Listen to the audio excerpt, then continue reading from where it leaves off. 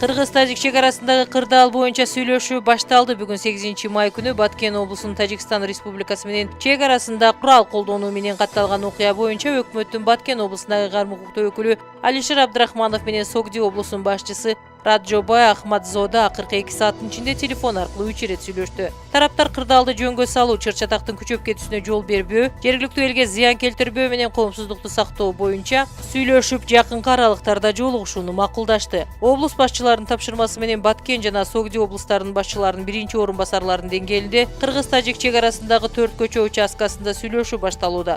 Сүйлөшүүгө эки тараптан чек ара, ички иштер жана улуттук мамлекеттик коопсуздук кызматынын облустагы жетекчилери да катышууда. Азыркы сааттагы маалыматка ылайык, чыр-чатактан Кыргызстандын 3 чек арачысы, бир жергиликтүү тургун жаракатын алып, ооруканага жеткирилди. Бул тууралуу Баткен облусундагы өкмөттүн ыйгарым укуктуу өкүлүнүн басма сөз кызматы билдирди.